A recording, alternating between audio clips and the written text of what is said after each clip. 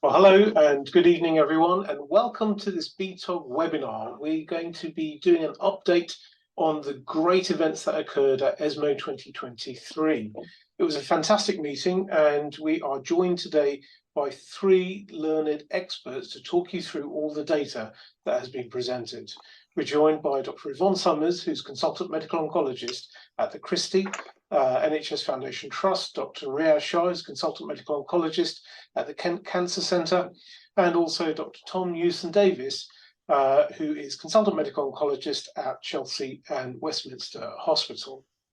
As ever, BTOG is always here for your needs. Dawn and Gina are here at the email, and all our resources are available on our website, www.btog.org. Do reach out if there's anything that you need. In terms of housekeeping, you should have already known the drill by now. We've been doing this for a while. You can submit your questions by typing them into the control panel. Please do that. It'd be great to hear from you and submit your questions for the speakers. We'll hopefully have 5 minutes after each presentation to take your questions. We will send you your certificate of attendance after your feedback has been received, and the Royal College are shortly to confirm CPD points for this. And as ever, this will be available on podcast to download, and CPD will be appropriate for 4 weeks after the event date until the 6th of December 2023 if you did want to claim them.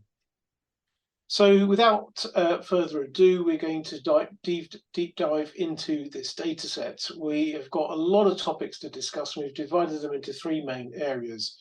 Tom's going to first kick off about discussing non-oncogene addicted metastatic non-small cell lung cancer and also small cell lung cancer as well. Followed by that, Riyaz is going to be diving into the complex world of oncogene addicted metastatic non-small cell lung cancer. And then finally, Yvonne is going to be updating us on the confusing world of radical intent lung cancer. And hopefully by the end of this, we'll be very excited with our new data and have new paradigms in our mind for how we're going to take matters forward. We'll aim to close by 7:10. So without further ado, I'll hand over to our first speaker, Tom Newsom-Davis, who's going to talk to us everything about non-mutation driven advanced non-small cell lung cancer and a little bit about small cell as well. Tom, over to you. Thank you, Sanjay. Thank you for asking me to do this. As you know, it's nothing gives me greater pleasure than to try to screen grab lots of talks on my return from ESMO. Here are my disclosures. So I'm going to tell you 4 basic things, guys. I'm going to tell you about antibody drug conjugates, that's ADCs, and we're going to focus on the Tropion study. That's a big study, hence I've underlined it, what I'm going to focus on. We're going to touch on small cell, 3 studies of which Delphi is the most interesting, a bit on overcoming checkpoint resistance, by which I mean, what do we do when people have progressed on chemo and immunotherapy? And then finally, would you believe it, I'm actually going to talk about thymic carcinoma. So here we go with the first one, which is antibody drug conjugates. First of all, I do have to apologize slightly for the slides. ESMO don't allow you to download them until tomorrow, which is really annoying. So these are screen grabs and aren't up to the usual high standards I would like. But that notwithstanding, we're going to think about antibody drug conjugates. And this was one of the presidential sessions. They were very, very impressive, these presidential sessions. It was amazing, actually. There were about 3 of them in total, and 2 of the 3 were completely dominated by lung data. So it was fabulous to be part of. And this was on the first of the presidential sessions. I've wittily titled this A New Hope, or is it in fact Docetaxel Strike Back, for those who are into Star Wars. This is an antibody drug conjugate called datopotamab deruxtecan. It is an antibody drug conjugate against TROP2, and that's been a very exciting target with evidence that it's overexpressed in cancer cells and comparatively uniquely expressed in cancer cells. And I think this is the kind of study we would expect people to do when they're bringing in a new drug. We are comparing it to patients who've had chemotherapy and immunotherapy, either together or separately. And we're comparing it to docetaxel, not docetaxel and nintedanib, we're comparing it to docetaxel. And they're either going to get dosi or they're going to get dato, DXT, which is how we abbreviate datopotamab. And the headline data is in the top left-hand corner. So please look at the top left-hand graph, and you can see the progression-free survival. And you can see that the dato arm in purple is better than the dosi arm in blue, with a hazard ratio of about 0.75, which is kind of okay. Underneath, you'll see the overall response rate in that graph. You'll see the overall response rate for dato is 25%, and the docetaxel arm is around 12%. So a doubling of response rate. So that's perhaps not the most mind-blowing data, but look bottom left in the forest plot, and you're going to see there's two groups which respond differently to this treatment. The second grey bar from the bottom, there's an outlier all the way to the right there, and those are squamous patients. So squamous patients do not benefit from this drug, whereas the non-squamous patients do. Underneath that, you'll see that patients with genomic alterations, because patients with mutation-driven lung cancer were allowed into the study, those benefited more than patients without. The right-hand graph is now dividing it by squamous and non-squamous, and you can see, looking on the right-hand graph of that box, the squamous patients are doing worse. They're doing worse on the dato than they are on the docetaxel. The purple line is beneath the blue line. Conversely, patients with non-squamous are doing better. Hazard ratio 0.63, and that includes patients with and without actionable mutations. So there's clearly a benefit there. You'll see at the bottom, they then weeded out those without the mutation. So these are wild type non-squamous patients. Hazard ratio is not quite as good, but it's still 0.71, which is, I think, significant. What do we know about safety of this drug? Well, it is a drug on the face of it with a more favorable safety profile than docetaxel. So left-hand box, if you could look at that. Second line down, you'll see it says grade 3 or more side effects. And dato would appear to have roughly half the number of grade 3 side effects in docetaxel. Going down that rows, you'll see fewer dose reductions and fewer dose discontinuations. But it's not a drug without its issues. And the very bottom line you'll see there are grade 3 or worse treatment-related adverse events, and a little bit less than docetaxel, but they're still significant with dato. So this is not an entirely benign drug when it comes to side effects. What are those side effects? Well, there's a few, but the ones we might focus on most are the stomatitis and mucositis in the right-hand panel now, ocular side effects, and I'd particularly draw your attention to the bottom line of the right-hand box, where you can see there were 7 or 2% of fatal interstitial lung disease related side effects. Now that percentage is low, 2% is not a huge number, but it's not insignificant. So what's my thought on Tropion? So there was a lot of excitement about this. Why did it make the presidential? Because it's the first randomized phase 3 of an ADC in lung cancer against the standard of care. So this is why it hit the big lights. And the good things, my green ticks are, look, something is better than docetaxel. It doubles overall response rate. I mean, that's got to be a good thing, right? There is clearly activity in non-squamous patients with a progression-free survival hazard ratio of 0.63, and that activity especially in the EGFR mutation patients. I suspect Riyaz might tell us a bit of that in a minute or two. But also, I think the PFS is disappointing. It doesn't work in squamous patients. We don't yet have overall survival benefits, so we look forward to seeing that. And these are not drugs without side effects. A 2% grade 5 ILD rate is not to be ignored. I think we need to choose our patients better. We still don't know about TROP2 as a biomarker. This was not biomarker selected.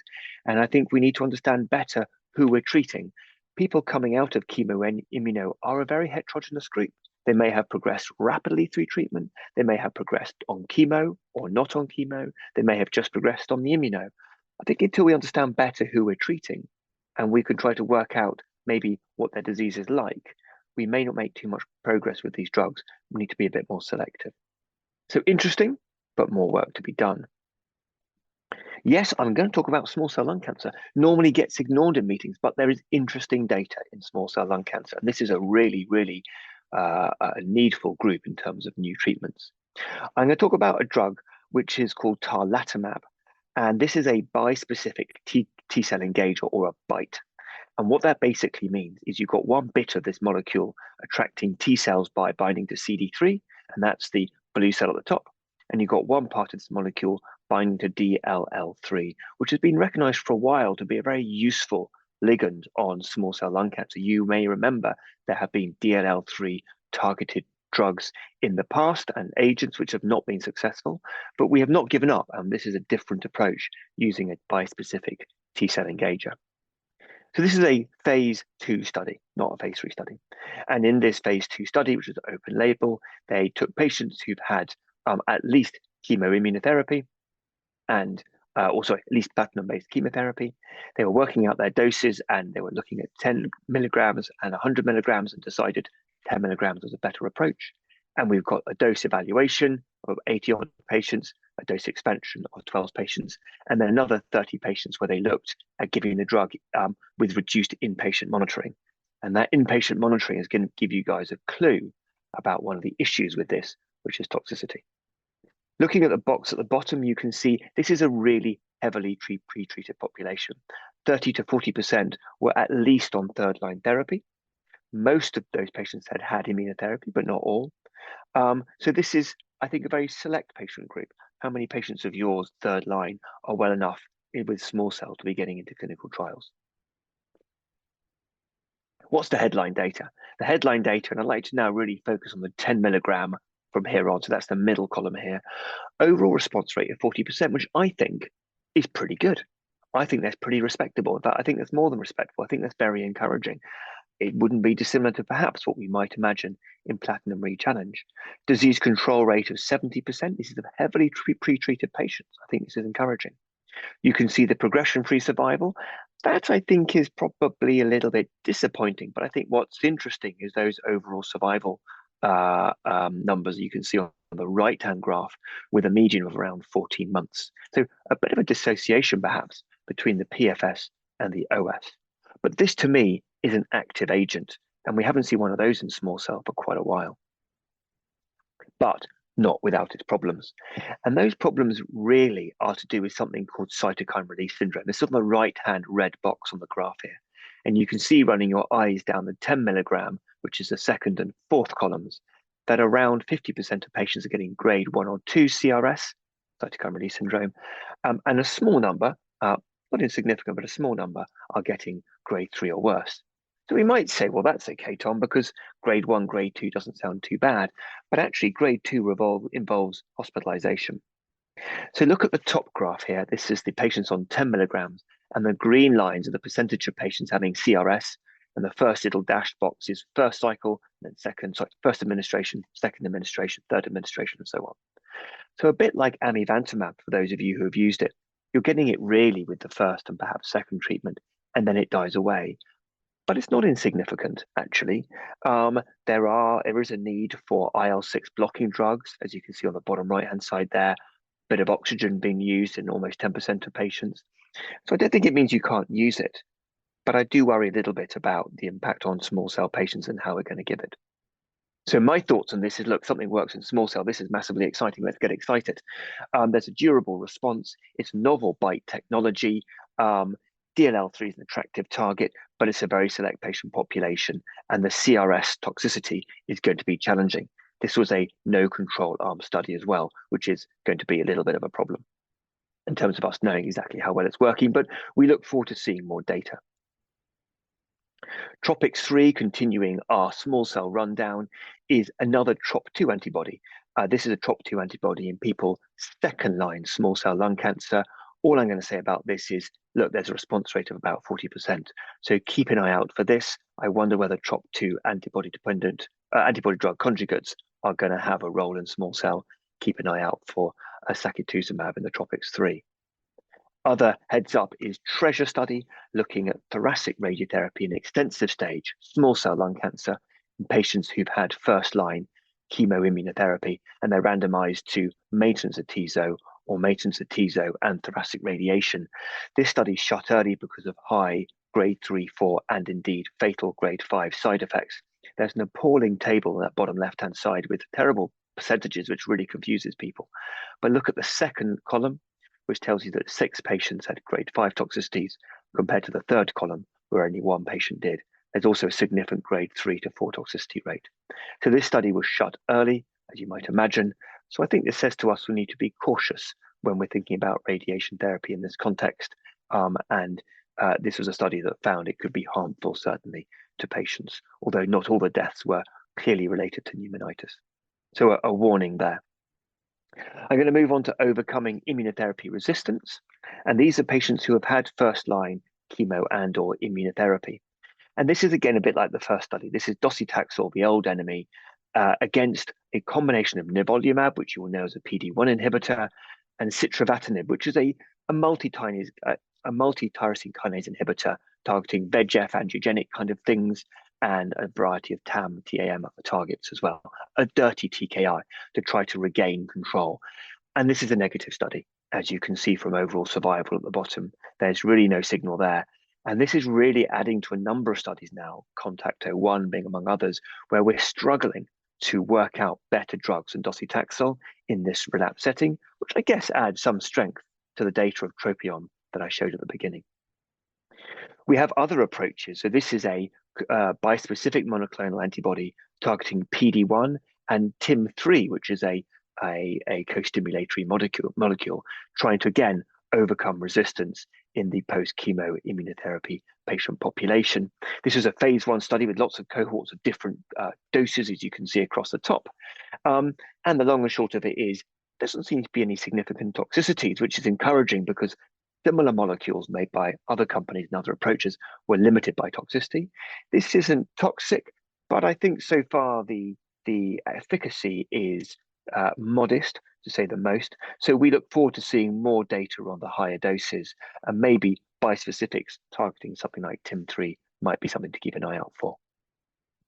Finally, we've got eftilagimod alpha, which is a soluble LAG-3, also a co-stimulatory molecule, and MHC class 2 agonist. We've seen this been washing around for a year or two now. We've had an update on data, I think, showing some really quite encouraging results. And this time, according to PDL1 expression. So you can see on the graph there that the patients who benefit the most are PDL1 high, going all the way down to patients who are PDL1 negative. But I think with a median overall survival of over, well, not reached actually, but over 35 months in the PDL1 positive group, I think this drug has activity, and I look forward to seeing some more as it develops its portfolio. The last study I'm going to tell you about is the relevant study. This is thymic carcinoma, something we don't see often, but a poorly served patient group with very few treatment options beyond standard chemo. This is either metastatic thymic carcinoma or B3, which is obviously the aggressive end of thymomas. And this is a single-arm phase 2 study of carbotaxol, which I'm guessing is probably what most of us give, with ramucirumab, which is a monoclonal targeting the VEGF pathway, not currently available in the UK, reimbursed. A really impressive response rate. Look at that, 80% response rate in that table, which is definitely above what we would expect to see with chemo, and a very respectable duration of response of almost 16 months, which I think, again, is more than we would expect to see, and a pretty waterfall plot to back up that response data. So that looks all exciting. I think there's some really good things about this. These are mainly metastatic patients. So this is a very difficult to treat group. That response rate is really pretty good compared to, I don't know, 20, 25% for chemo alone from historical data. Durable responses, normally we see less than 9 months with chemo, and this is almost 16 months. And there is a randomized study underway, which I'd love to see the results of. But it is a phase 2 single-arm study, so we don't really know the comparative benefits. The overall response rate, actually 80% was according to investigator. When it was reviewed centrally, it was a little bit lower. And the numbers were small. The study was stopped early, and that was partly due to slow accrual. These are hard studies to recruit to. These are not very common cancers. And so that does weaken the data a bit. And the elephant in the room is that ramucirumab is not available in the NHS. So I'm afraid not something that we're going to have access to in the immediate future. So my conclusions are tropion-Lung1, the ADC, datopotamab.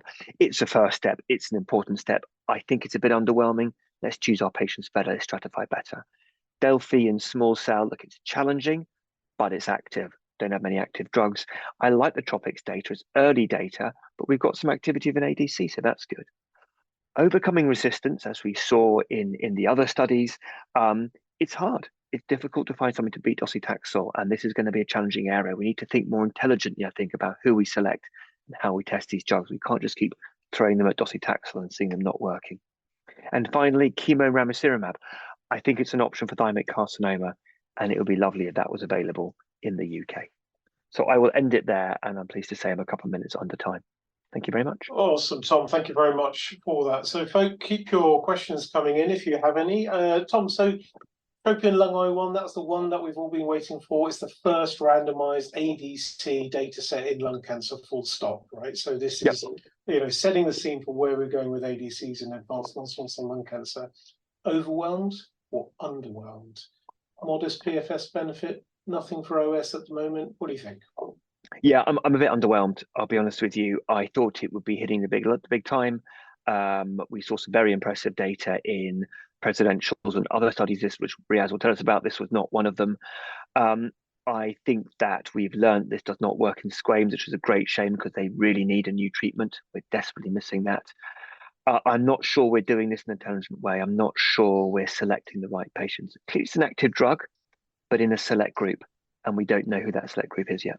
And the wild type data, once you exclude the actionable genomic alterations, the efficacy is relatively modest, right? So, hazard ratio 0.71, which is getting a bit to the old days of, well, it kind of, it's statistically better, but is it clinically meaningfully better? So I don't think these are a magic bullet which will kill everything and not give side effects.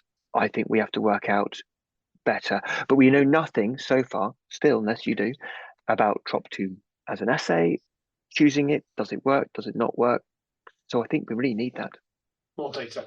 And finally, Delphi 301, tarlatamab, I'm hugely excited about this. I think this is, a major breakthrough for small cell lung cancer if it rolls out in phase 3 trials, which, need to be done and results of which are awaited, but very, very impressive early data. How's this going to work in the UK, right? So if you say they've got a named patient program tomorrow, right? Are we going to get this used in every hospital? I can't see that, right? These patients need hospitalization for treatment. Talk me through it. Yeah, I'm equally worried, as you say, that there's going to be a compassionate access program. We believe these patients, I think, have to be admitted. My chemotherapy unit are going to be terrified, as indeed will many people be, with a cytokine release syndrome. Now, it's manageable. There'll be a clear protocol, but it will have to be probably an inpatient management. And I do worry that will discriminate against patients in settings where that's not possible. I don't think it should detract us. We have managed amivantamab side effects, but it's going to be a challenge, and we need to work together to get protocols established and disseminated through the UK. But I don't think you just stop us using a drug that is active, but we must choose the right patients for it. I think that's absolutely right. You've got to remember, right, our myeloma colleagues have been using BiTEs for years, right? This is just old hat to them. When they look at this, they think, what are you worried about? Right? This is just nothing, right? So we've just got to grab the nettle and get on with it, is my views, but we've got to work with the constraints that we have. Tom, thank you very much. I'm going to allow you to leave, and we're going to move on to our next speaker this evening, who is Riyaz Shah. Riyaz, welcome to the meeting, and you can unmask yourself, and you're going to tell us all about oncogene-addicted metastatic non-small cell lung cancer, of which there was quite a lot of data. Riyaz. Right, hello everyone. I've got a lot to go through, just overwhelming amounts, so I'm just really going to whiz through it. Forgive me for talking very quickly. Right, disclosure's done. There are 9 NHS England approved actionable mutations. There they are. And interestingly, 6 of them have first-line reimbursement. So remember that. And how are we detecting these? Well, most of us are using our genomic hubs that are using a DNA multigene panel, an RNA fusion panel. But there are centers that are using quick assays, PCR-based. These don't detect all fusions or mutations. And just another sort of advertisement for the DNA transformation project. I won't go into it now. If you don't know what it is, contact your GMSA. It's very important. It's expanding, and it will give your patients access to liquid biopsy. Right, I'm going straight into EGFR. I'm going to talk about several mutations straight into EGFR, and I want to focus on uncommon EGFR mutations. So most of our patients have common mutations, deletions in exon 19 or L858R. 12% have rarer mutations, and of these, the commonest is an exon 20 insertion. As you can see from the chart on the right, there are other point mutations that occur, G719X, X, etc., etc. There are compound mutations, but exon 20 insertions, we've long known about them. They tend to be TKI resistant. It's the commonest uncommon mutation, missed by many PCR-based platforms, needs NGS, resistant to conventional TKI. We have approvals for amivantamab and mobocertinib in the subsequent line setting. The first line, the randomized study of mobo has failed, XCLAIM-2, and we've in the last few weeks heard that Takeda are voluntarily withdrawing that drug from the market. I want to introduce this drug, this trial called Papillon. This is using the bispecific EGFR MET antibody amivantamab, already approved in exon 20 insertions. And this is a randomized study taking patients with documented exon 20 insertions who are treatment naive, so first line therapy, straight into either chemotherapy, which is the standard of care, or amivantamab plus chemotherapy. And this is the money shot. Here we have a clear PFS slide showing that ami chemo is superior to chemo. Median PFS 6.7 up to 11.4 months. The response rate is higher. The time to response is shorter. The duration of response is longer. And at every time point, you will see that the landmark favors the combo. PFS2, which is looking at the time to progression of the subsequent line therapy, is often used as a better surrogate of, as an early surrogate of what might happen to OS, minimizing the influence of subsequent therapies. It's still positive there. And interim overall survival, very early data, but tantalizingly pointing towards a possible survival advantage, not quite statistically significant yet, but very early data. So here we have a clear study. Ami chemo beats chemo in the first line setting of this disease. What about toxicity? Well, you can see on the right-hand side, we get EGFR-related toxicities. Amivantamab inhibits MET, so you get MET in toxicities, hypoalbuminemia, peripheral edema, and you also see a range of myelosuppressive toxicities, liver dysfunction, etc., etc. And if you look on the left-hand side, you will see that the rates of these toxicities are significant. So 75% of patients on ami chemo getting a grade 3 toxicity, very high rates of drug interruption, drug reduction, and discontinuation. So there is a toxicity burden. So what does this mean? Well, pending reimbursement and licensing, this means that exon 20 insertions are now first line actionable. If you currently send all your molecular to your GLH, you don't need to do anything because that should pick them all up. That's great. If you are doing a PCR screen, then you'll probably miss these patients, and you need to ensure that any screen negatives get sent for NGS and that you have the result ready by the first oncology appointment if this gets reimbursed. That's that. Right, close that book. Let's talk about the other uncommon mutations. Here's a randomized trial of afatinib versus chemotherapy. So there is data for afatinib, data for a range of TKIs and uncommon non-exon 20 insertion cancers. The Achilles trial randomized patients to afatinib or chemotherapy with a sensitizing uncommon mutation. 30% of these patients have brain mets. And here's the distribution on the left of the mutations they had, and you can clearly see on the right there's a PFS advantage. The median from 5.7 to 10.6 months for the addition or for afatinib versus chemotherapy. So that's really interesting. This is the first randomized trial done prospectively in uncommon mutations. The mutations in this subgroup you might predict to be more sensitive to afatinib. There's emerging data for lots of TKIs, next generation TKIs in the management of this disease. I've lost my Zoom. And I tend to use osimertinib for PAC mutations. Now, what about normal EGFR? So we've talked about uncommon and exon 20, but there's a lot of data at this meeting on common mutations. So currently osimertinib is our standard of care. I want you to focus on those curves at the bottom. The median PFS for first line OSI FLORA trial, 18.9 months, median overall survival, 38.6 months. Remember 18.9 months because I'm going to refer to that further down the line. So post osimertinib, we've talked about amivantamab in exon 20 insertions, but it also has activity in non-exon 20 insertions. So I'm going to look at a couple of trials looking at amivantamab. So Mariposa 2 is looking at common mutation patients who've progressed on or after osimertinib as their most recent line of therapy. and they were randomized 3 arms. Here you can see the control arm is the middle one, chemotherapy, with 2 investigational arms, ami chemo or ami lazertinib chemo. Lazertinib is another 3rd generation TKI. The thinking being that amivantamab may not get into the brain because it's an antibody, therefore we might need to use a TKI. Now, the results of this are quite interesting. Really important about both Mariposa studies is serial brain MRIs were mandated through the study. Now, 45 roughly % of patients in all arms had brain mets. Most of the patients had had first-line OSI, preponderance of deletion 19 over L858R, which is interesting.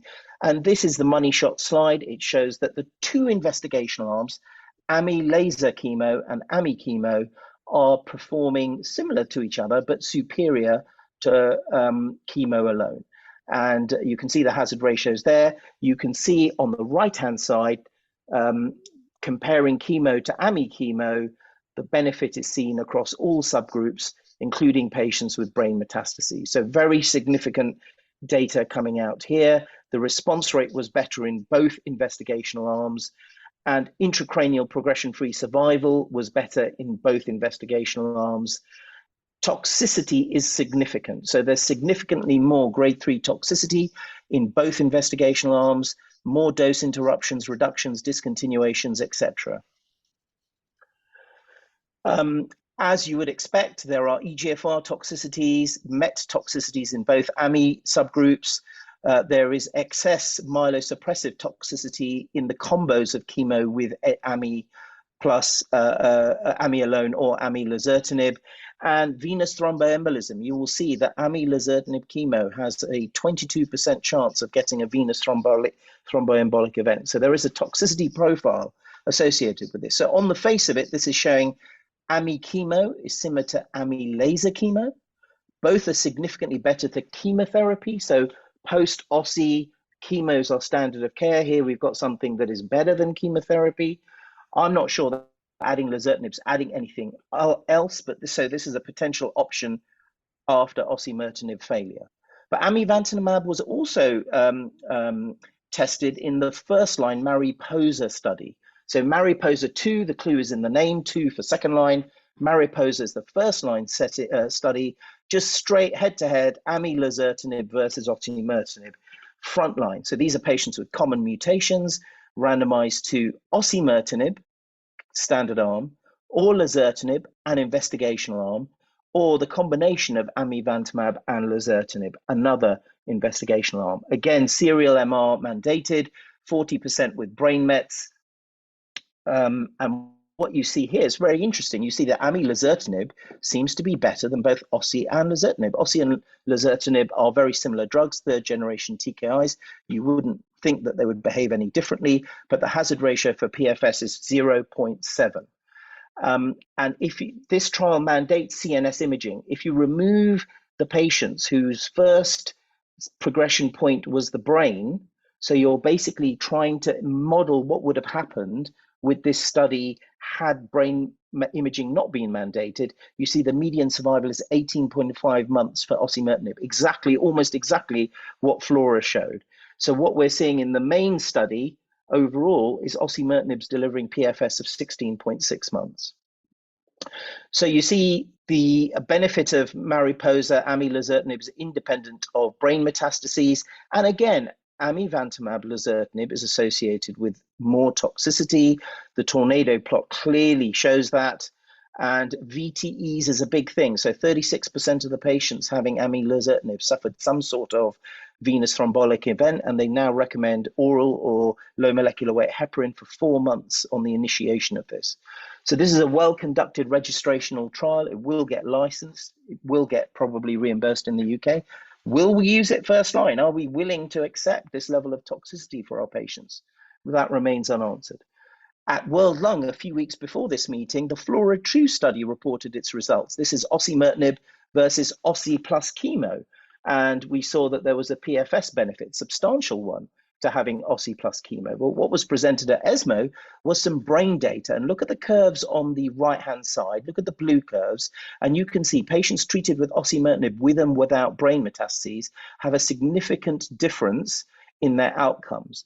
but you will see patients treated with OSI chemotherapy almost identical. It's superior, and the negative benefit that you see with brain mets seems to be completely negated by giving chemo with osimertinib. Quite a remarkable result. We don't need to go into the fine detail of this, but there's a lot of granularity of the data giving reassurance that osimertinib plus chemo is highly, highly active in the brain. And look at the second row in this table, the complete response rate to OSI chemo is over 50%, which is staggering. It's also neuroprotective, preventing the presence of brain metastases. So the hazard ratio for OSI chemo in measurable or unmeasurable brain mets is 0.58, measurable only 0.4, significant complete response rate benefit, duration of response not reached. So fantastic. Another well-conducted first-line trial. Will this get licensed? Yes. Will it get reimbursed? Yes. What will we do? We've been using OSI very happily, but now we're seeing data that patients may be better off having OSI chemo or amilazertinib, and pharma will be very interesting to know what you think you're going to be doing in your clinic.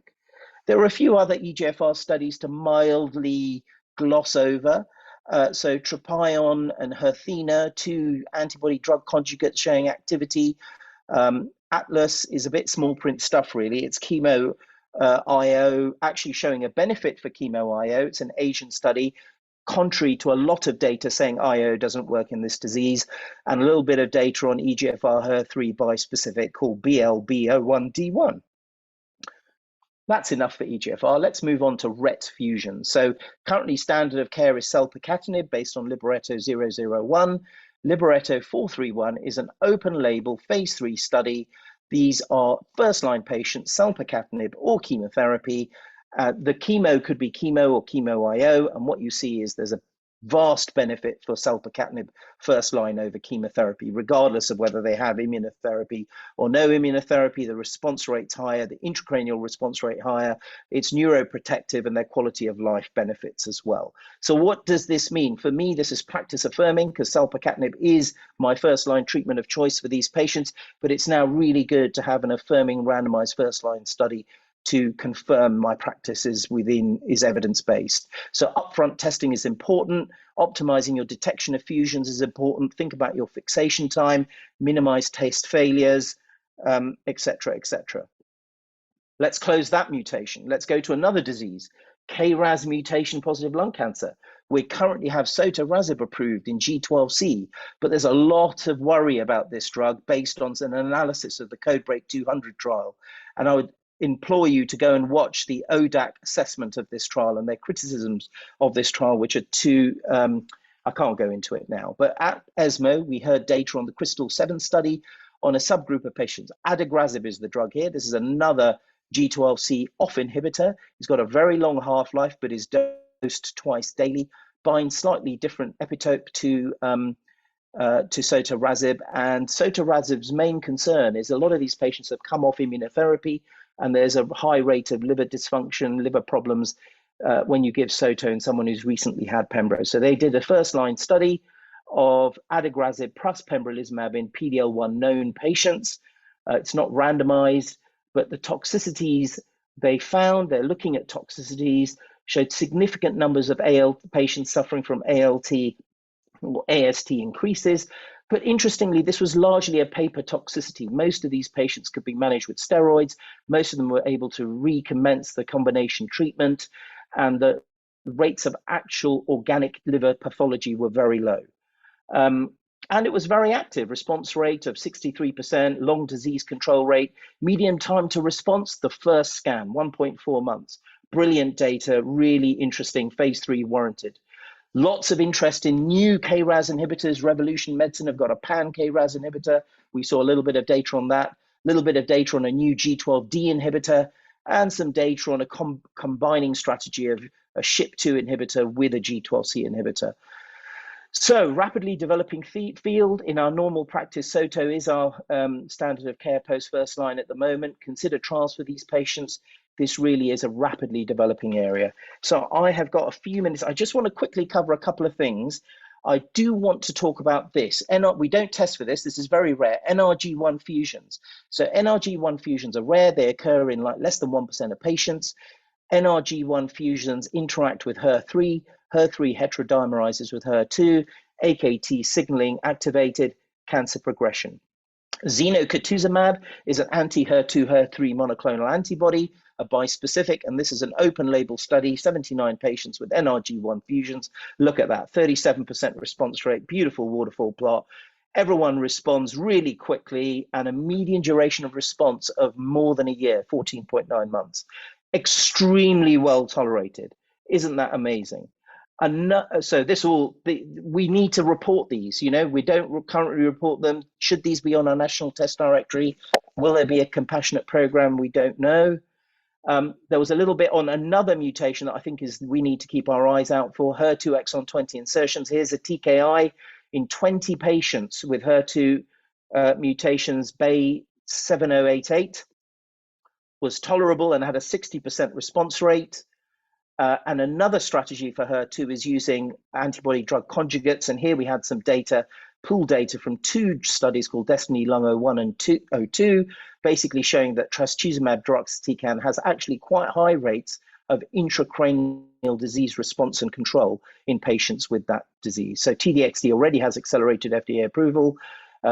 We need to get our GLHs reporting this. And I think today, a patient diagnosed this year with a HER2 mutation is likely to live long enough that they would be able to access HER2-directed therapy during their lifetime if we knew about it. So finally, closing slide, landmark data, EGFR, KRAS, RET, NRG1, HER2. We really need to optimize our somatic mutation detection systems. We need to think critically about what's biopsied, how much tissue, the time to get to the lab, the fixative time, the platform that we use, the turnaround times, getting the result back to the right person at the right time. And we also need to integrate ctDNA into our pathways. And I'm done. Shout out. Brilliant. What a whirlwind tour, right? That was just amazing. There's so much going on in the world of genetic alterations. Thank you for talking us through that. So I think the main message I'm getting from you is we really need to make sure that our NHS-funded platforms are delivering on what they're meant to be doing. And, everybody's got skin in the game, right? So we've got to identify our EGFR exon 20 insertions up front now, because we haven't got any second-line treatment options, right? So that's correct, isn't it? Takeda withdrawing mobocertinib, amivantamab is not being a nice praise, so it's not available in the second-line setting. If we're going to treat these patients with targeted therapy, it's got to be up front. Your technology has to be able to identify exon 20 insertions. You've highlighted the beauty of first-line selpercatinib as well, Riyaz. So, are we doing this in the UK, or is this impossible? And we just need to say, well, this is something else for the Americans, right? So, where are we in the UK? We're variable. I think we have lots of different things happening across the country. It's not straightforward at all. This is actually a really complex area. I really hope that BTOG spends a lot of time focusing on this issue. This is about making a diagnosis. Lung cancer is not a diagnosis. It's not a disease. Non-small cell lung cancer is not a diagnosis. We need the molecular subtype upfront in clinic. And even in the patients with non-first line driven targets, actually knowledge of that up front changes what you do. You're giving a first line toxic chemoimmunotherapy treatment. Do you bail out? Do you push a patient through? Do you say they're pseudo progressing? You really need to know this data up front. It's gold dust. So I think it's absolutely critical. It's irrespective of what line the drug is reimbursed in. Knowledge is power, and we need to know up front. So now fusion detection is really critical, right? So, RNA testing is really critical. We've got MET inhibitors available frontline, we've got RET inhibitors available frontline. I think, people don't remember that we're in a very luxurious position compared to many parts of Europe. I mean, France doesn't even have first-line selpercatinib access. Most of Europe don't have first-line selpercatinib access. We're in a very privileged position. Is that right, Riyaz? Totally agree with you, Sanjay. That's so true. Even how many BRAFs get first-line Dab-Tram? True. In this UK, I bet you it's only a fraction. True. Okay, so let's focus in on EGFR mutant lung cancer patients. These patients You know, you've had them treated with first-line osimertinib. They're starting to progress. Let's envisage that everything is improved, right? What are we going to do? Are we going to be using OSI chemo? Are we going to be using AMI chemo? Are we going to be using IMPAL 150? Well, you glossed over it, but actually I thought the Korean data on IMPAL 150 was actually really very impressive, actually. Huge PFS benefit, massive overall survival, so probably the OS, lack of OS benefit was driven by the post-progression balance of therapeutics, etc. We've got 3 potential choices for our patients, right? So what are we going to do? Well, actually, you're going to give chemo OSI up front, which, you know, takes out the chemo from the OSI later. Let's get to that later. If you've got a patient progressing on osimertinib, how are we going to choose? Well, I think you're asking me the question. Yeah. I think this is the question of our day. Where is this going to evolve? I am concerned about the toxicity profile of amilasertinib. I am concerned about the toxicity profile of ami chemo.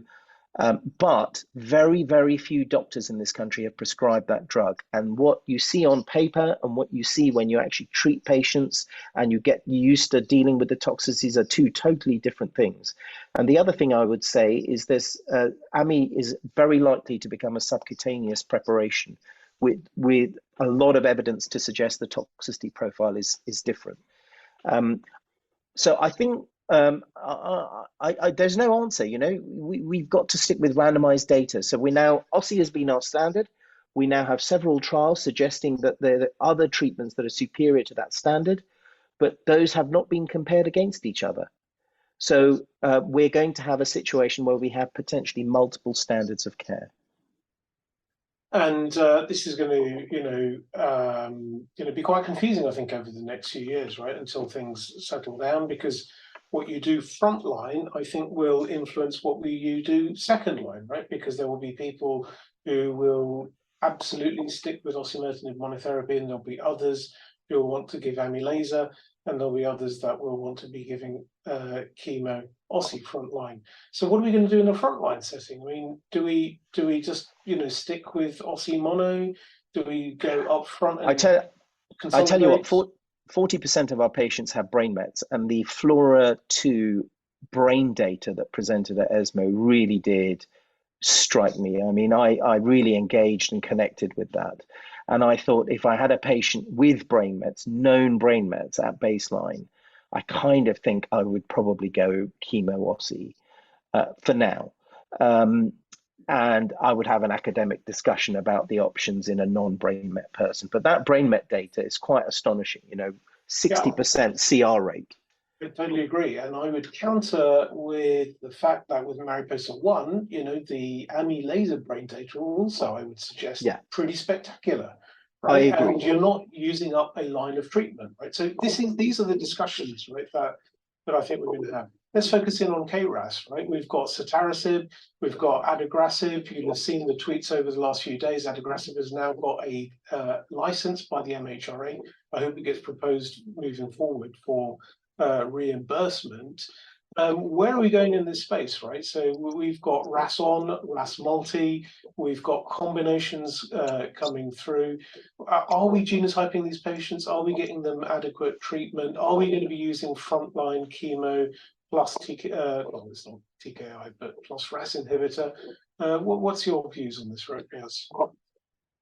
I think the KRAS space is really rapidly, this is where we're as close to phase 1 data influencing what we do in clinic. So there's no answer to this. We just log on to Blue Tech and see what our options are for our patients. That's what's going to dictate what we do in clinic. But actually in the space of academia, there are a whole bunch of clinical trials opening, closing. When I have a KRAS patient that's not G12C, I'm straight onto my local phase 1 unit saying, what have you got? What trials have you got? How have you got slots available? Everyone says they've got a trial open, but is there a slot open for my patient next week? Usually the answer is no. So a lot of this needs. I would want there are loads of KRAS inhibitors, loads of trials. We need to put patients in, and once we get the readouts from these trials, then we'll start knowing about sequencing, combinations. All those questions are the questions for the future. Totally agree. So very exciting space. Let's do the trials. Let's get it all in. And finally, NRG1 fusions. Totally agree. Really need to know these. These are patients with bronchoalveolar carcinomas that are KRAS wild type, right? So we know that we usually see KRAS mutations. We've seen some data with afatinib, but this is zenocutuzumab data. Really, really very impressive. Very, very important, I think, that even if it's not on the test directory, right, we try and find out whether these patients have NRG1 fusions at all. I presume you agree with that strategy. Yeah, I do. I mean, I think the test directory is very predicated on treatments that have a reimbursable drug option, which is a pity, because I do think, while that's important, I do think that doesn't recognize the rapid rate of development that we have in thoracic oncology. I would like to, of course, I would like to know if my patient has an NRG1 fusion. And afatinib has some data in that drug, in that space, even if I can't give zenocutuzumab. But the zenocutuzumab data was stellar. I mean, a bispecific antibody that looked incredibly tolerable and incredibly effective, with a median duration of response of 14.9 months. I mean, looks like a magic treatment to me. Impressive indeed. And with that, I'd like to thank you for your diligence and for going through that huge amount of data so eloquently. Riyaz, thank you very much. And we'll move on to our final speaker of the day, Yvonne Summers. And Yvonne, you're going to talk us through the rapidly evolving world of radically treated non-small cell lung cancer. So Yvonne, over to you. Thanks, Sanjay. And I feel exhausted after that tour de force by Riyaz. That was just completely fantastic. But I think it completely exemplified what an amazing ESMO it was. It was just fantastic. It was non-stop, and there was something amazing every day with multiple presentations in the presidential symposiums. So for the next, I'm going to have to talk quite quickly because we're a bit short on time. So I'm going to look at radical intent non-small cell lung cancer. Those are my disclosures. And I'm going to split it down into those with oncogene-addicted non-small cell lung cancer and some of the studies, mainly in the perioperative setting of chemotherapy and immunotherapy, and then immunotherapy doublet. So the first study that I'm going to talk about is ALINA. So this is the randomized phase 3 study of alectinib versus chemotherapy in early stage ALK-positive non-small cell lung cancer. So very similar to the ADAURA study that you're all familiar with, but there are some key differences. So in this study, patients were randomized in a 1-to-1 fashion to either receive alectinib or platinum doublet chemotherapy. So there was no chemotherapy in the patients receiving the alectinib arm, and the alectinib was received for 2 years of treatment or until toxicity, unlike, of course, in ADAURA when we had 3 years of treatment. The primary endpoint of the study was disease-free survival, with secondary endpoints CNS disease-free survival, because of course CNS disease is so important in patients with ALK-positive disease, overall survival, but the data is not mature enough for us to see the overall survival yet, and safety. So coming to the primary endpoint, disease-free survival, there was hierarchical testing. So initially they looked at patients with stage 2 and stage 3 disease, and you can see on that left-hand curve that those curves are very widely split with a hazard ratio of 0.24, so very convincing benefit in the stage 2 and stage 3 patients. And they then went on to test, because that was positive in the whole intent to treat population of stage 1B to 3. And again, you can see that hazard ratio, very impressive, 0.24, favouring alectinib over chemotherapy. And the follow-up on this study was about 28 months. So we've still got quite a bit of maturity to see develop, and we will see the overall survival data coming through.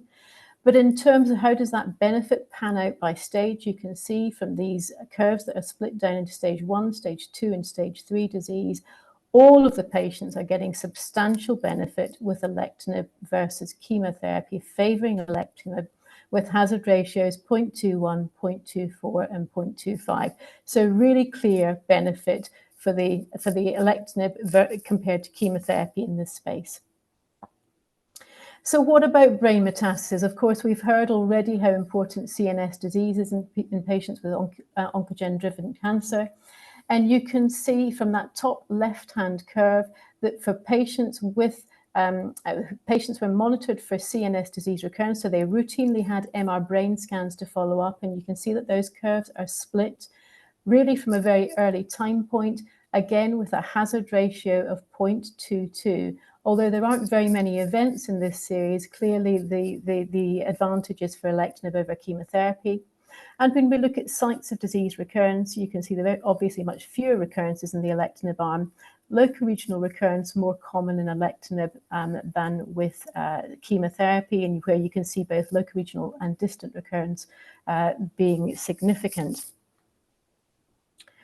So what about safety and the sites of disease recurrence? Well, you can see in terms of safety, both alectinib and chemotherapy had about 30% grade 3-4 adverse events. But I would point out that you can see 26 and 27% of patients with a dose interruption or a dose reduction. So there certainly is some toxicity on the alectinib arm that has to be managed. And of course, these patients are on treatment for 2 years. So low-grade side effects become more of an issue when patients are on treatment for a longer period of time. So we need to be mindful of managing those side effects. But actually, the discontinuation rates are quite reasonable at 5%.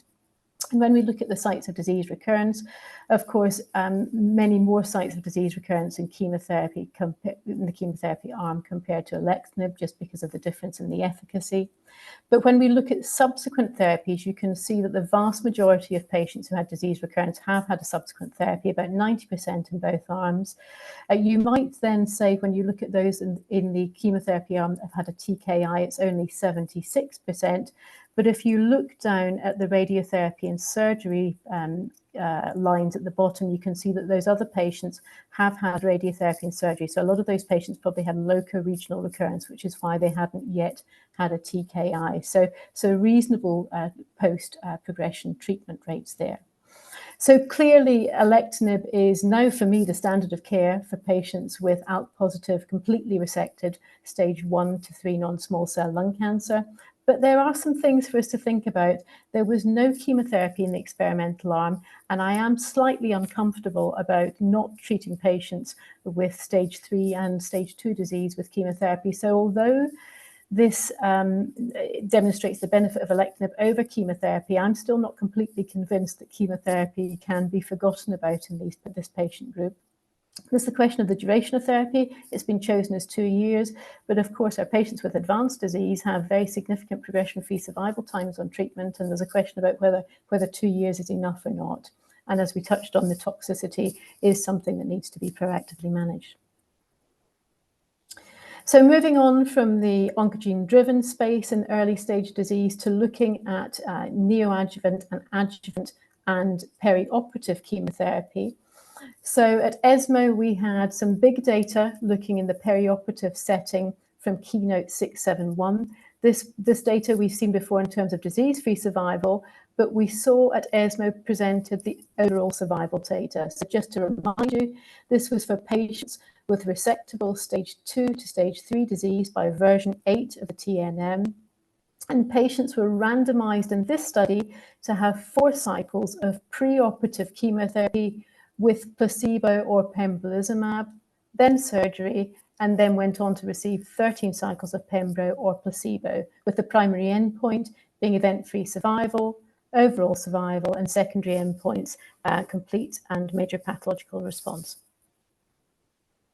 And this is the money shot. So on the left-hand side, you can see just over 3 years follow-up, those survival curves are significantly split. So you can see the hazard ratio of 0.72, and the curves seem to split just after that 1 year time point and seem to be continuing to split as time goes on, with 64% of patients at 3 years being alive on the standard chemotherapy arm, and 71% of patients on the chemo IO arm and subsequent adjuvant pembrolizumab. And the event-free survival that's been updated is very similar to the event-free survival that we've seen previously reported, with that very significant hazard ratio of 0.59, similar to the other hazard ratios we've seen in other perioperative studies. And in terms of the subgroups, you can see that most of those subgroups, there's a significant benefit. I would just draw your eye to the smoking on the left-hand side, and you can see that the never smokers perhaps not gaining such benefit from chemo IO as those who had smoked in the past or were still current smokers. And in terms of PD-L1, on the right-hand side, you can see a higher degree of benefit with those with high levels of PD-L1 than those with lower levels of PD-L1. In terms of subsequent treatments, for patients on the placebo arm, you can see half of those patients received a PD-1 or a PD-L1 inhibitor on subsequent treatment, compared to only 21% in the patients that received pembrolizumab. So not surprising that there's some differences there. But overall, nearly 77% of patients on the placebo arm having subsequent therapy, so good rates of subsequent treatment. So what about the response? You can see on the left-hand side, we are seeing a pathological complete response of nearly 20%, so fairly consistent with what we've seen in other studies in this setting, with only about a 4% pathological complete response in the chemotherapy arm, and the major pathological complete response, as you can see, up beyond 30% for patients receiving chemo-IO. In terms of adverse events, it's important to note that there were no new safety signals in this study, but again, you can see that the rates of discontinuation are running about 5.8% for those that are related to the immunotherapy, but overall about 13.6% of patients discontinuing study treatment. So there is obviously still some toxicity associated with the immunotherapy that needs to be managed. But in summary, overall survival benefit being demonstrated in the perioperative setting with neoadjuvant and adjuvant pembrolizumab with a hazard ratio of 0.72.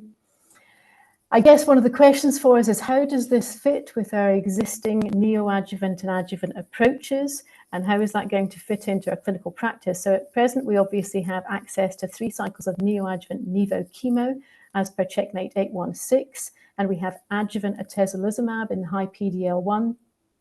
It's going to be interesting to see how this is viewed by our regulatory authorities in the UK. Of course, NICE, because there are some significant toxicities, not just in terms of the side effects associated with treatment and the way we deliver this treatment, but also some financial costs associated with this. So I think it's uncertain as to exactly how this is going to be changing our clinical practice in the UK at this point. So the second study that was presented in this area in the presidential symposia is a very similar study to the previous one, but essentially this time looking at nivolumab rather than pembrolizumab. And this study didn't include patients with EGFR or ALK mutations. Very similar schema that you can see there. And I'm just going to whip through quite quickly because I know we're running short on time. So in terms of the follow-up on this study, it's the first presentation, so follow-up 25 months. We're not seeing overall survival yet, but you can see with the event-free survival on the left-hand side, hazard ratio of 0.58, so very similar to the hazard ratio that we've seen for event-free survival in all of the other perioperative studies. And again, you can see in that forest plot on the right-hand side, really benefit being consistent across most of the disease groups. And you can just see at the bottom that higher levels of benefit in those with higher PD-L1 expression. And the complete response rates, again, very impressive at 25% for chemo-IO versus about 4% for chemotherapy. So again, very consistent levels of pathological complete response and very high levels of major pathological response. So moving from the perioperative neoadjuvant adjuvant immunotherapy setting to Checkmate 816. So Checkmate 816 we're all familiar with. That's the data that we have that has demonstrated the benefit for chemotherapy, immunotherapy, 3 cycles neoadjuvantly prior to surgery with no adjuvant component. This was a report of the exploratory analysis of chemotherapy versus nivo-ipi from the study. And it was exploratory because of the environment changing during the time that this study was running. So patients were randomized on this part that has been reported to either 3 cycles of neoadjuvant chemotherapy or 3 cycles of nivolumab and ipilimumab with no routine adjuvant therapy. And it's interesting to see that those event-free survival and overall survival curves are split. You can see that the confidence limits do cross over 1, although the hazard ratios are 0.77 for event-free survival and 0.73 for overall survival. But I would draw attention to the crossing over of the event-free survival at the beginning of that curve. And remember, we've seen this in a lot of immunotherapy studies with patients having that are not receiving chemotherapy having some detriment, or at least some patients having some detriment at the beginning part of the curve.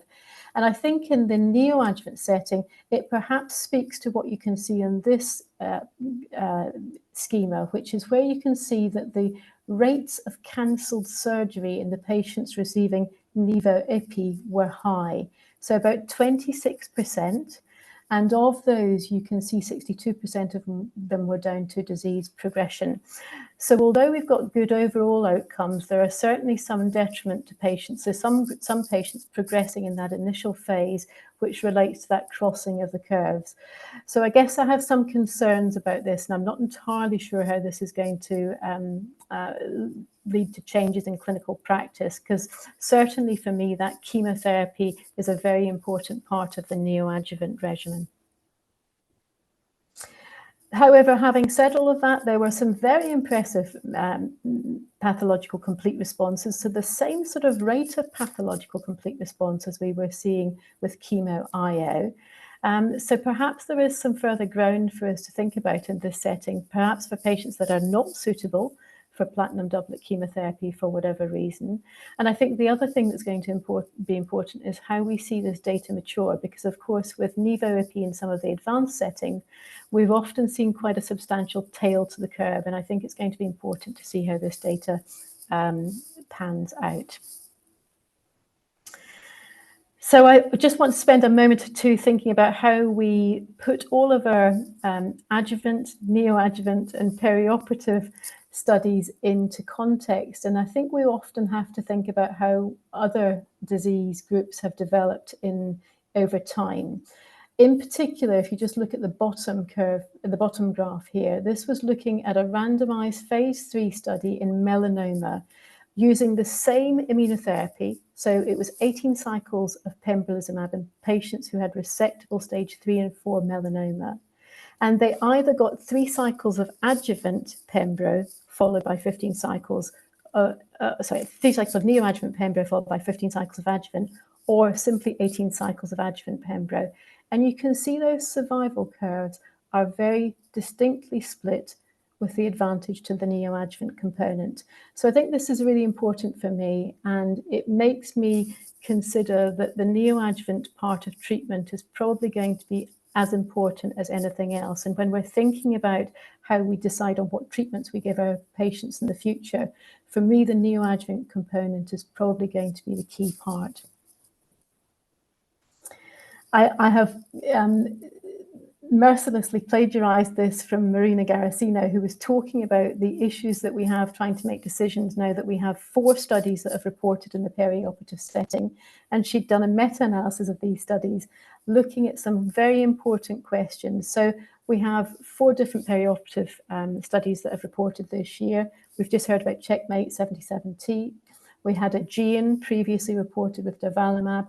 Keynote 671, we've seen that important overall survival data with, and NeoTorch, which was looking at the Chinese terripilimab. So all very similar studies. So are there any differences between these regimens? The bottom line is no, they're all pretty much the same. The second thing is about what about stage 2 patients? A lot of the data that we have in the perioperative setting is for patients with stage 3 disease, and actually 60 to 70% of the patients in most of these studies had stage 3 disease, and in fact NeoTorch was entirely stage 3. But actually even in stage 2 patients where the benefit is less, you can see from the meta-analysis that's been done of the studies that included stage 2 patients, actually the hazard ratio is still very much to the left of that midline. And so the answer to should we be treating perioperative with perioperative chemo IO in stage 2 disease, the answer is yes. What about PD-L1? We've seen consistently that the advantage is greater with those with high levels of PD-L1 compared to lower or negative.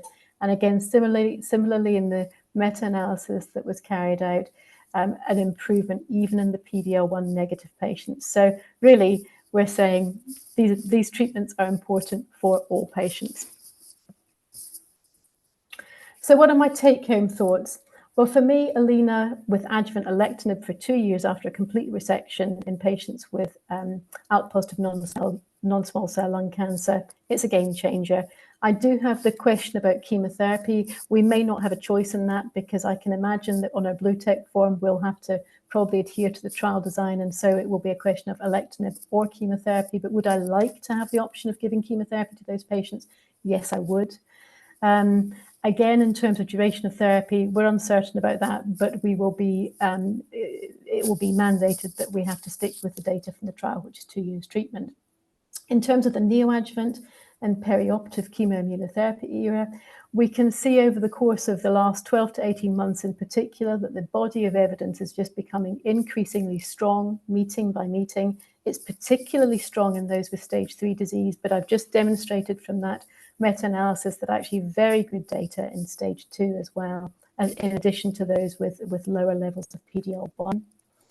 I think we do need to think about how other diseases have changed their approach to adjuvant and neoadjuvant therapy over the years, and we perhaps need to learn from that and to take on board that neoadjuvant treatment truly is here to stay. And we then have some greater questions. So clearly, my view is that the neoadjuvant part of the treatment is extremely important, but there's some patients that we may need to be doing more. Is it that we can stick just with neoadjuvant treatment for those that do have a complete response? And do we have to think about different strategies in those that have a lesser response or have no response at all? Does it make sense if patients have had no response at all to then think about adjuvant immunotherapy, or should we be thinking about other agents? And we certainly need more trials in this area. And then, of course, there's the other very important issues to do with the duration of the therapy, and particularly duration of adjuvant therapy, and the balance of toxicity. And that's not just toxicity in terms of the side effects potentially of treatment. It's also the financial toxicity in terms of how much these drugs cost, and also how we manage to deliver those treatments. Because, of course, a year of therapy is quite different for the capacity on our chemotherapy units in clinics compared to 3 cycles of a neoadjuvant therapy. So with that, I have just about stuck to my time, but I think we have run over, Sanjay. Sorry for that. No, that's absolutely fine. We're going to take a few comments and a few questions just because it's so exciting and so important that we go into this. And I agree with you entirely. Alina, totally game-changing. We are out testing our operable patients now because, you know, we have 816, which is mandated on EGFR ALK status. We are finding these patients, right? So to be able to give them alectinib adjuvantly when it comes through with reimbursement in due course, which I really hope it does, you know, it does work out. It'd be absolute travesty for our patients if it doesn't come through. Is going to be really important. But chemotherapy, what's your views? I'm like you. We've got to give chemo to these stage 2s and 3s. We only have short follow-up. We have no idea whether it's impacting on overall survival. You need a 10-year horizon to impact on overall survival of these patients. What do you think? Yeah, I completely agree. I'm extremely, in fact, we took part in Alina, and I was very uncomfortable with the patient that we randomized that had stage 3 disease, because actually it was during COVID. And so we would have struggled a little bit with delivering the chemotherapy. But if it hadn't been during COVID, I would have been really struggling with whether or not it was the right thing to do to avoid the chemotherapy. I would still want to be able to deliver chemotherapy to this group of patients. Of course, it's for a conversation, but I like you, I want to see that overall survival data. Yeah, so the message from the academics is that really we want NHSC to, if they are going to approve it from the BlueTech viewpoint, to allow us the flexibility to give chemotherapy if we feel that's indicated. And when you look at the data of 671, we have an overall survival advantage, right? So for me, and I think like you, this has to be a standard of care, right? We've got an overall survival benefit. 4 cycles of chemo, not 3. Cisplatin, not the option of carboplatin. It's going to be a much more select group of patients, isn't it? It is going to be a much more select group of patients. And I mean, I am very uncertain about whether we will actually have access to this in the UK. I think it's going to be a really interesting, nice discussion, because when you look at, I mean, we shouldn't do cross-trial comparisons, but when we look at the hazard ratios for disease-free survival, overall survival across the neoadjuvant and the perioperative settings, it's difficult to see a substantial difference between them. And of course, the cost of a year of adjuvant immunotherapy is not insubstantial. So, I mean, I think my concern is that we may not have the choice. Indeed, indeed. So whilst we have the opportunity to maximise our neoadjuvant strategy with 816 funded in the UK, we've got to get our unit set up for it, because I think what we're seeing is overall survival benefits, right? We haven't, across the board, right? We haven't seen that in the adjuvant setting, certainly with PEARLS, and only in a subset with the IMPAL 110 data. And I think the other thing that I'd heard colleagues saying recently is, is neoadjuvant treatment really just a flash in the pan? Are you going to go back to doing just adjuvant treatment soon? And I think I've been really robust in rebutting that and saying, no, neoadjuvant treatment is absolutely here to stay. Here to stay. All right, Yvonne, thank you very much for your attention, and thank you for your detail. So colleagues, here it is. You've heard all about it. There's been lots of data. And thank you for listening. I'm delighted to announce our next programme in the BTOG calendar is going to be our study day for new consultants, new oncologists, that is, within 5 years of CCT, where we're going to be having a one-day course only for new consultant oncologists, is diving into the controversies in managing lung cancer. Click on, when you go to the BTOG website, look on the programme, you'll love it. Do register, and it's going to be amazing. Finally, remember to start planning for the BTOG 2024 annual meeting happening again in Belfast between the 17th and 19th of April. Our call for abstracts is currently open. The closing date is going to be Monday, the 8th of January. Start getting your data together, because we want to see high quality abstracts. We want you on the stage giving that oral presentation. And with that, I'd like to thank you for your attention. Thank you for your time. And as ever, thank you for our speakers for making their time to whip everything together and go through all your data. And I look forward to seeing all of you shortly at another BTOG event very soon. Thank you very much. All the best. Bye-bye.